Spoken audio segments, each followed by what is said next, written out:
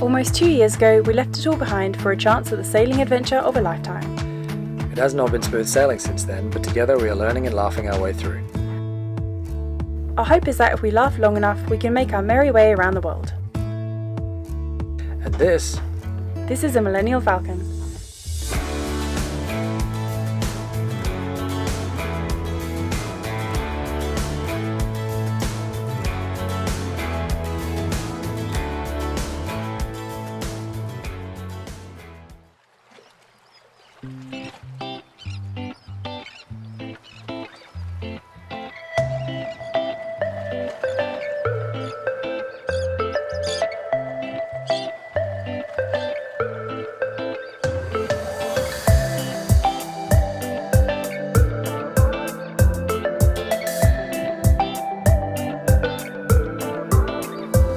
It's a paltry 38 degrees outside with 50% humidity, and it's 31 degrees inside with 74% humidity. I forgot how crazy hot it is, and compared to Bermuda, which was just, it was pretty hot in Bermuda, but it was just different. I don't know why, this is crazy. I'm sweating buckets. And Khiara's wearing pants. I'm trying to, all the locals around here, in fact any hot place around here, always wears long pants. So I'm like, I'll try and get to the local thing, you know. Maybe there's a rhyme to this. You're going to melt today. Huh? You are going to melt. I really will melt. Is this some kind of weird weight loss strategy? You're trying to like sweat box yourself out? I do believe that's the thing, isn't it? Have you got shrink wrap around your legs or something? Exactly, I'm trying to wear off my 10 days of like just sitting there eating.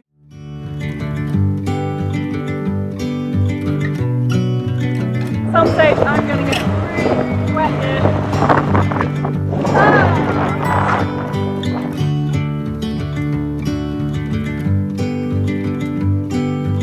So we just got our engine mounts sorted or ordered, which is good. We literally walked in, he had one on the counter and we're like, ooh, can I have four of those please? Yeah. So they'll be here early next week. Adam did request a stop in at the Well, it's 4th of July, so we gotta do our audience, pay homage to our American friends. Of course, that's the excuse. We are chock-a-block full of goodies. Yeah, we had a pretty decent haul. We got some liquid wrench to try and tackle the engine mount nuts.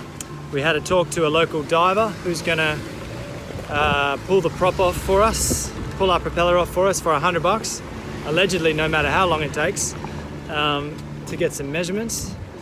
So all in all, a pretty successful day. Yeah, apart from the dinghy breaking down once. Apart from getting marooned in the middle of the lagoon and a questionable journey home.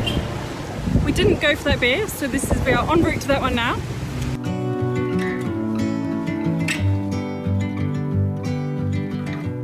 So this morning we have a diver coming around and he's going to take our propeller off for us. We need to get some measurements for the clearance and the shaft to send off to Brunton's so that we can get our new feathering propeller machined and sized and sent out. As you may recall from our time in the yard, it's very difficult to get our propeller off, and not having, like, we don't have a heavy duty propeller puller on board, so I spoke to a diver here and he said, look, $100 and I'll do it. I'll take it off. And I said, are you sure? It could be a very big and painful job. And he said, no, that's fine. So for me, by the time we bought the propeller puller, waited to get it shipped in or to buy it here, rented tanks, or had me hold my breath, and for me it's worthwhile to get someone out here with the correct tools. It'd be good to just have a second opinion, someone to help with the measurements, and it's just it's worthwhile in this case for me to get someone out to help out with this one. Yeah. So the beast is off. The diver was here for about 3 hours, and he just to illustrate how difficult this thing is to get off. And it's actually a small comfort to me because it took me and two other blokes about 3 hours to get the thing off in the yard. We just fix everything. Hey! Yes! Oh, thank you, Mike. Sure. Thanks, guys. So I think the diver did a really good job to get it off underwater in a few hours. In my defense, he had a really good prop puller. He had not the 3-clawed version, he had the 3 bolts and a flat plate, and you just keep adjusting all the bolts and keep reefing it down. And just to illustrate how difficult it was, he broke his own prop puller, poor guy, and had to go and he threaded the bolts trying to get this thing off. Anyway, it's off. I don't know if this sound's going to be any good because the wind gen's going off its chops. So now I've got to get in the water and get some measurements for the shaft and the thread and the clearance, and then we can send an email off to our mate at Brunton's and hopefully get this thing machined up in the post and here next week so we can get out of Dodge and get back on the road again.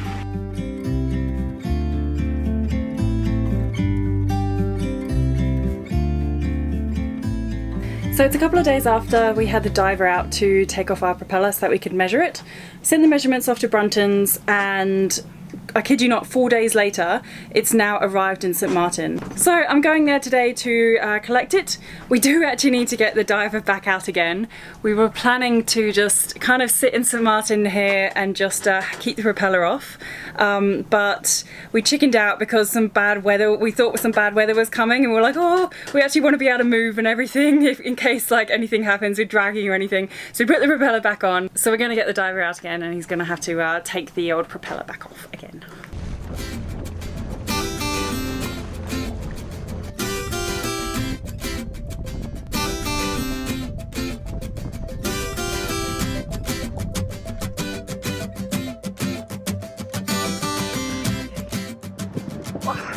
This is a very large package. It's actually not too heavy though, which is good.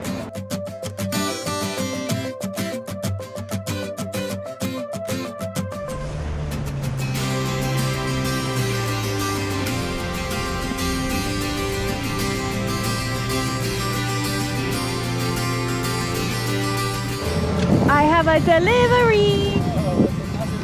Yeah!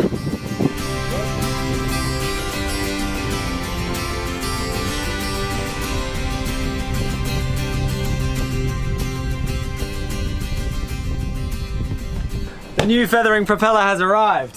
So excited. I can't wait. I can't wait to see the speed boost. I can't wait to like just it's just gonna be awesome. Whoa, look at it. So shiny. It comes sort of polished and greased. Wow. Wow. It's awkward to grab, but it's so cool. Whoa. There you go. So that's like, I think that's forward. And then when you go to reverse, it all goes, and it goes that way. Wow, that's cool. So we're held up in Bermuda, as you've seen by now. Prop shaft's fallen off again, and we go, all right, that's it. And our friend John, who I think I must mention his name every episode, I reckon. Every episode I'm like, so John said this, John said that. Anyway, John. One of the great things John said, and he's dead right, was that a feathering prop would really solve a lot of our stresses. A lot of the issues I have are not with the motor, they're with the moving parts after the motor. So the shaft, the coupling, the transmission, the stuffing box, and he's like, you're a sailboat, get a feathering prop, and all those doubts, all those hesitations, they all get halved because they only become relevant when you're motoring. So feathering prop, it's going on maybe tomorrow, maybe Monday. The other thing we've done is we pulled out all the stops, and we had a Yanmar mechanic out here yesterday, day before yesterday, to come and help me change out the engine mounts. So one of the things that it has to be the problem, and I verified that it was in fact the problem in Bermuda, was the alignment was just terrible. So like I had the spacer gauge out, and I reckon I had like 2 mil at the top and no clearance at the bottom, which is massively bad. So we had to limp our way back here with that alignment. We couldn't get new engine mounts in Bermuda, and if we had had them sent in, it would have taken so long to get there that we would have been sort of pushing it a little bit with regards to coming south, and it was a bit close for comfort. We also couldn't afford the new mounts there because the taxes in Bermuda were so exorbitant. So we opted to not do it, and we've made ourselves a little makeshift drive saver and just sort of limped our way back down to Sint Maarten, where we got the new mounts and we had them put in. And as you can see, the old ones were trashed. They are absolutely horrid. Like this one was so badly seized to the mounting bracket, to the buttress that it lives on, that we actually had to use the jack to prop up the engine to rip it clear. And instead of pulling the bolt out, which didn't have a nut on it, it was just sat in the hole, it ripped apart the mounting. So these were absolutely cooked. And I had as I said, I had a Yanmar Yanmar mechanic out to come and help me. We jacked up the motor. He had all the great tools. The jack alone that he bought out, Khiara priced up at like $300. So, you know, if I had to buy the jack, it would have taken me 3 or 4 days. I probably would have lost a finger. And then there would have been all that doubt about having done it right. So now we're $400 lighter, but we have 4 brand new engine mounts professionally installed, and we've had an alignment done, and I've had all of the opportunity to learn from this guy in the interim. So I consider that money well spent. And now nobody can say that we haven't done everything possible to get this thing squared away. So if it happens again, then I don't know. If it happens again, I don't know what's going to go on, and I'm probably just going to drill a hole in the hull and watch it sink. The Brunton's H5 Auto Prop is a self-adjusting variable pitch feathering prop which has been precision engineered to use its own centrifugal forces to automatically adjust its pitch in response to variations in RPM and loading. When sailing, one simply needs to turn off the engine whilst in forward gear, and the propeller blades will feather into a streamlined profile, drastically reducing the boat's drag through the water and preventing the free spinning action that some fixed propellers and transmission combinations produce. This results in reduced wear on the cutlass bearing, stuffing box and transmission, and what I hope will be a significant boost in sailing speed. What are we saying? It was just yesterday that we last spoke, but I can assure you it wasn't. We came back to Sint Maarten, as you know, and we knuckled down and we got a heap of work done, and we've just been laying low, catching up on work, getting our ducks back in a row, just having a rest. We were both knocked for a 6, to say the least, but we just both needed some time off, so we haven't been filming. It's been a couple of weeks. We've had no camera rule. We've just been... It's been on holidays. Yeah, sort of. We've just been editing and catching up on the backlog whilst getting the boat squared away. So hi, we're back. Just like that. We're going to go out and we're going to have some fun. Like, we've been in Sint Maarten for what seemed like we probably could apply for residency. We were joking with my mum the other day. Adam's going to start applying for the mayor job. It's like Khiara ran into a friend at the shops. Like, you know, you've been somewhere for a while when like you run into the locals at the shops. It's like, hi, how are you? Oh, how was last weekend's so and so's party and whatnot? It's like, wow, we've been here a while, but we've never actually done the island. So today's chore, or for the next couple of days, today's job is to go out and just explore, have some fun, just like old times, like what we set out to do when we left Australia 2 years ago almost now. Before we got bogged down with boat chores. So we're going to go out and have some fun and explore and just get lost and just...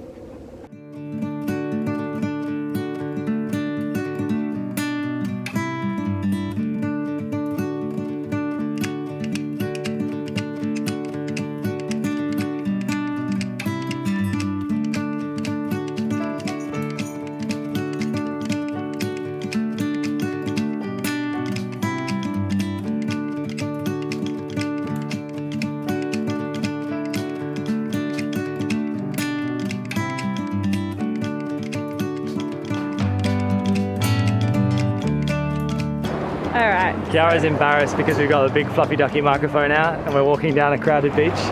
She thinks we look like a couple of plums. We're on our way to Maho Beach, which is the famous beach where all of the threshold for the runway here at Sint Maarten Airport passes over the beach really, really close overhead.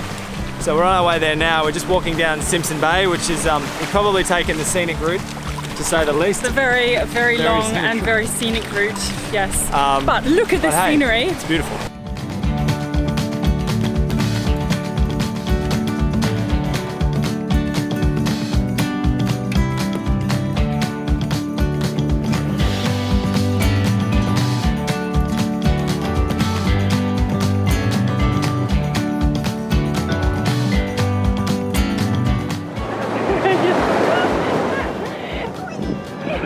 This is what I have to deal with. This is how we get all the great shots, everyone.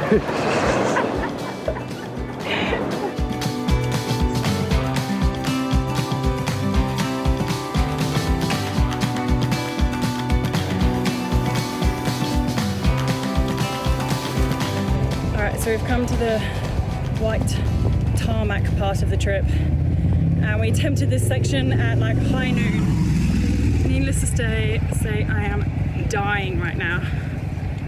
Adam's just laughing at me. I'm like, I'm so hot. Ginger is not meant to endure these conditions. Laughing at me. You know you're feeling it too.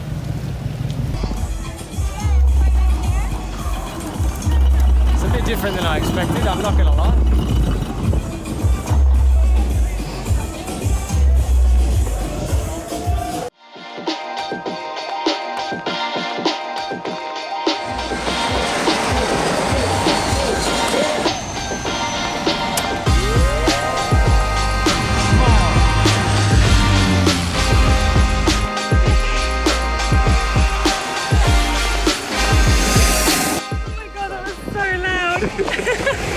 It was crazy. It's pretty fun. And then, because we didn't realise that the plane was coming, I stuck this camera in the sand, and I actually ended up filming the sand.